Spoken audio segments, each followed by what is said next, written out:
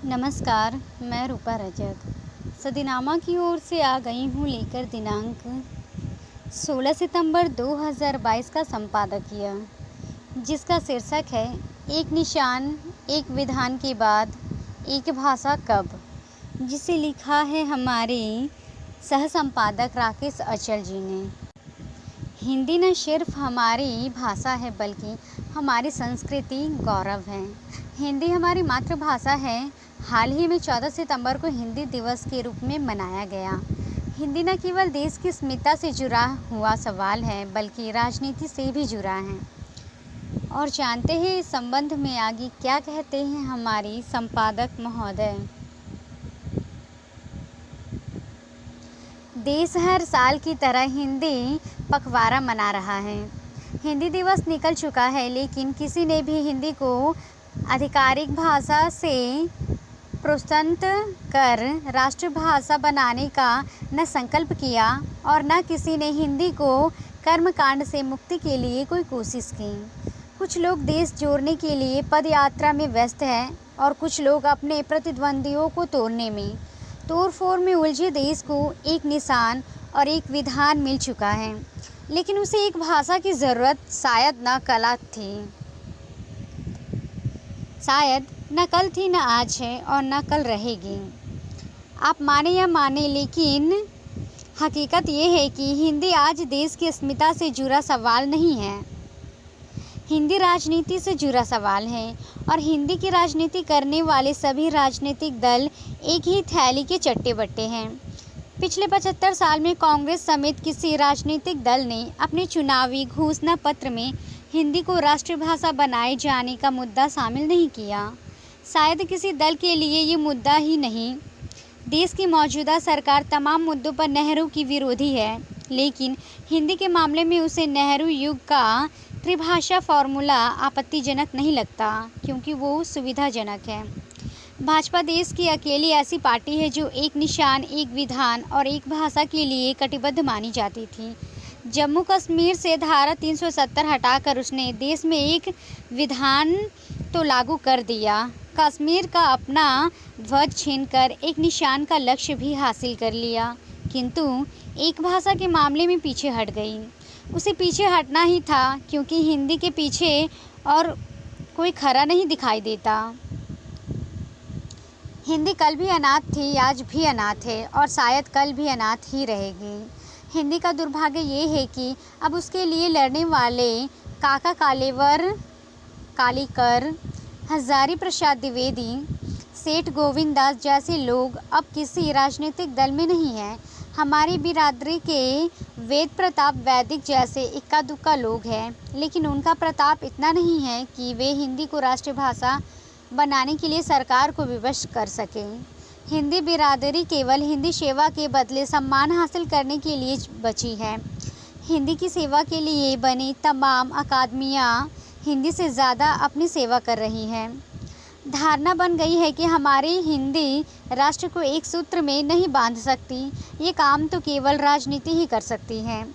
हमारे हिंदी तो केवल हिंदी निबंध लेखन, वाद विवाद, विचार गोष्ठी, काव्य गोष्ठी, श्रुति लेखन, हिंदी टंकन प्रतियोगिता, कवि सम्मेलन आयोजित करने और पुरस्कार समारोह आयोजित करने की काम आती है। हिंदी के लिए कोई रथ यात्रा नहीं निकालता, कोई पद यात्रा नहीं निकालता, कोई अनशन नहीं करता। संसद से लेकर सड़क तक हिंदी के लिए लड़ने वाला कोई नहीं है। दरअसल भाषा के लिए हमारी प्रतिबद्धता अधिक खावटी है। हम हिंदी को शीर्ष पर नहीं ले जा सकते, क्योंकि हम तमिल से डरते हैं, हम मलयालम से डरते हैं, बंगला से और मराठी से डरते हैं। क्षेत्रीय भाषाओं से हमारा भय ही हिंदी को उनका स्थान नहीं दिला पा रहा है। भाषा यदि वोट से वास्ता न होती तो राष्ट्रभाषा सबको अंगीकार होता। जिन क्षेत्रीय भाषाओं से हिंदी वाले आतंकित हैं, वे ही लोग सबसे पहले हिंदी सीखते हैं और अपने इलाकों से बाहर निकलते ही हिंदी के ज़रिए अपनी रोजी रोटी सुरक्षित करते हैं। हिंदी से उनका विरोध भी राज्यों की सीमाओं तक है। जैसे ही राज्य छूटता है, वैसे ही हिंदी का विरोध समाप्त हो जाता है। हमारे नेता ये मनाने के लिए राज़ी ही नहीं कि बाजार ने हिंदी को अघोषित रूप से राष्ट्रभाषा बहुत पहले बना दिया है। केवल राजकाज की भाषा हिंदी नहीं बन पाई। आप देश के किसी भी भूभाग में चले जाइए, हिंदी को लेकर कोई दुराग्रह नहीं है। सब हिंदी बोलते हैं, हिंदी समझते हैं और हिंदी वाले से स्नेह रखते हैं। पूरब से पश्चिम तक और उत्तर से दक्षिण तक हिंदी का बोलबाला है, लेकिन हिंदी को राष्ट्रभाषा बनाने के लिए बोलने वालों की कमी है। हिंदी यदि वोट दिला रही होती, हिंदी यदि अल्पसंख्यक मुसलमानों की भाषा होती, मद्रासों की भाषा होती, तो मुमकिन है कि हमारे सत्ता प्रतिष्ठानों को भी इस बात के लिए विवश कर देती कि उसे उनका राष्ट्रभाषा का स्थान दिलाया जाए। हिंदी को राष्ट्रभाषा बनाने का ख्वाब आज़ादी के पहले का है। महात्मा गांधी ने हिंदी को राजभाषा बनाने की बात सबसे पहले की थी। उनकी कोशिशों से ही देश में राज्य हिंदी साहित्य सम्मेलन समितियाँ बनी। लेकिन जो लोग गांधी को ही नहीं मानते, वे गांधी के कहने पर हिंदी को राष्ट्रभाषा कैसे बना दें? ये काम तो गांधी की अपनी फ़ौज नहीं कर पाई, तो गोलवलकर की फ़ौज से हिंदी को राष्ट्रभाषा बनाने की उम्मीद कैसे की जा सकती है? कांग्रेस की सरकार ने हिंदी भाषी राज्यों के विरोध से डरकर हिंदी के बजाय अंग्रेजी को राजभाषा का दर्जा देने की जो गलती की, उसे हमारे विश्व गुरु आज तक सुधार नहीं पाए, जबकि आधी कांग्रेस को वे हजम कर चुके हैं। हाल ही में ताज़ा और कौर उन्होंने गोवा में निकला।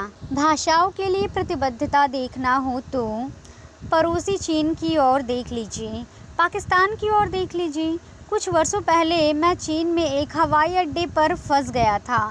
मुझे अपने विमान तक पहुंचने में पूरे 8 घंटे लगे, क्योंकि कोई चीन न हिंदी जानता था और न अंग्रेज़ी में बात करना चाहता था, और मुझे चीनी भाषा नहीं आती थी।